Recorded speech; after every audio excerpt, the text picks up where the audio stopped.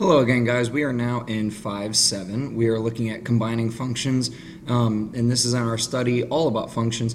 First thing we want to do is make sure that we know how to talk about these functions before we start getting more complicated. When you see a function written f parentheses x, and then that will be equal to, say, something relative to x, it may look exactly like the form that we've had with the y equals, and that's okay. So where up here we would say y equals 3x plus 2, we now say f of x, a function of x, is equal to whatever equation then follows. And a lot can come there. It does not need to be as simple as that. That's just for an example. So we would read this f of x. So then we start combining functions. We have f plus g of x, f minus g of x, f times g of x, and then f divided by g of x. And then actually later, I forget if it's this year or next year, we will do a function inside of another function, and that gets really crazy as well. So if we look here, hopefully you've worked through the Pearson module. If you've not, pause the video and go work through the Pearson lesson to get up to the problem 1, got it. So what we want to do here is combine. We want to add these two functions. We want to add the function f of x and the function g of x. Then we'll talk about what that function is with an x value of 3. So go ahead and try this, because if you've watched through the Pearson module, this should make sense. So try to combine those on your own. So I've gone through and I've highlighted some things to help us see what's going on. We have an x in an exponent. We have an x just being used by multiplying by a value of 3, and then we have two constant values. We have a -4 and a +8. So if we combine all of these, we can only combine like terms. So if you haven't paused the video and done this on your own, try that right now. So when we combine the two functions, 5 to the x has no other like term, so it just comes down. 3 times x has no other like term, so it just comes down. The -4 and the +8 combine to give me +4. So now if we're going to plug in 3 for every x, I'm not going to rewrite the whole thing, but I will just go ahead and do it. So that'll be 5 to the 3rd plus 3 times 3, and then just +4. So go ahead and compute that, figure out what the value is on your own. Alright, so 5 to the 3rd is 125, 3 times 3 is 9, and then we solve the 4 added on, and we in total then get 138 for my f plus g of 3. So now try the practices down here. We're just adding f and g here. Here we're subtracting f and g. Make sure that you're combining like terms, because remember, this f of x is saying 3 times 8 to the x. So really this is like 8 to the x times 8 to the x. So we know that multiplication is just repeated addition. So this is really 8 to the x plus 8 to the x plus 8 to the x. So then your 2 times 8 to the x would just be another 2 of those, and then you have a constant value of 1. So go ahead, try on your own, pause the video, see what you get when you add those functions together. So we actually then get 5 times 8 to the x plus 1, because I have the same bases here, the 8 to the x. So if I've got 3 of them over here and 2 of them over here, I combine them and get 5. So now, when I want to evaluate this, plugging in 2 for the x, it now just becomes 5 times 8 squared plus 1, which is just going to be 5 times 8 squared is 64 plus 1. So now we have to do a little computation. So this ends up being 321. If you've not done it yet, pause the video, try number 2 on your own, get through both A and B, then come back and see if that is correct. We're using the same f of x and the same g of x. Alright, so what we see happening here is the function f of x minus the function g of x. So I set them up right here stacked so you can kind of see this. So we have 3 times the 8x and no constant value. Then we subtract away from that 2 times the 8x and a constant value of 1. So this subtraction here leaves you with just 1 times 8x, or just 8x. We don't even have to write, or 8 to the x, sorry, we don't even have to write the 1 in front of it. And then minus 1 because we subtracted away that constant value. So I really get, if we want to write this a little bit simpler, it's just 8 to the x minus 1. Then when I plug in 3, I get that 8 cubed is 512. Subtract 1, we get 511. All right, make sure that you've worked through the Pearson module to make it through to problem 2. Got it? So now we want to combine these with multiplication. So pause the video and see if you understood the module, what we should get when we multiply these two functions together. When we multiply these two functions together, I can write it f times g of x, so then it's f times g, and it will be of x because they both are of x.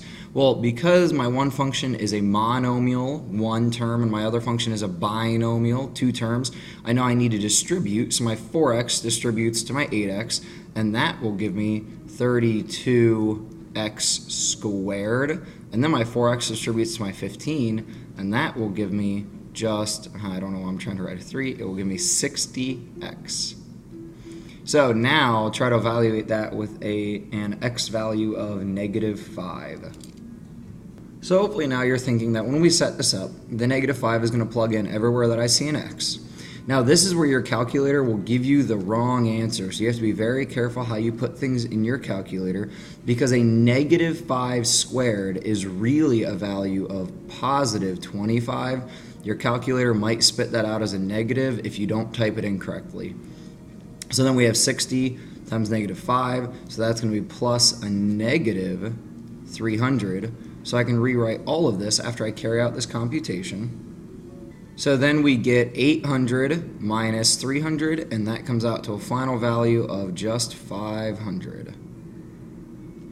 Try number 3, A and B on your own, just to check that practice. Again, we're multiplying a monomial by a binomial, but this time the monomial is just a constant value. So try. Pause the video now, because when I come back on, it's going to all be solved. So here's your entire solution. Because we know that multiplication is commutative, I flipped the order around. I put g times f of x, and when I distribute, I get 1,728x minus 576. So that is the answer to A. Then when I bring it down here and plug in my -5 for the x, well, I only have that in one location. And when I do the multiplication, I get -8,640, and then I subtract 576 more from there, and I get the value of -9,216. Please pause the video, do number 4. It is just a quotient problem, so we're combining the two functions through division, and then restart the video to see the solution. Alright, I rewrote my f of x and my g of x down here just so we can see them, and since it's f over g, I put my f of x function on top, my g function on bottom, and now what I see is, since I have division by 12, I'm going to divide both terms by 12, because remember, like terms do not matter with multiplication and division. So now we have 144 divided by 12, and then that will be x, so that actually gives us 12x. And then minus 48 divided by 12, which is going to give us 4. So that is our combined f divided by g of x. So go ahead, plug in 3 and try to solve that. So that's going to then give us 12 times 3, which will be 36. I can do the math faster than I can actually write it. And then 36 minus 4 will be 32. Alright, if we look at the got it for problem 3, hopefully you have done the Pearson module up to here. It is now the application problems. So scientists often will use functions to model different predictions for populations, and this is really important for looking at like hunting and animal control and everything that might need to happen to make sure our ecosystem is okay. So I've highlighted some of the important things here. Both of these are using X as years. So C, this is their prediction of sparrow population for city C, their C of X, and this is the sparrow population prediction for city D.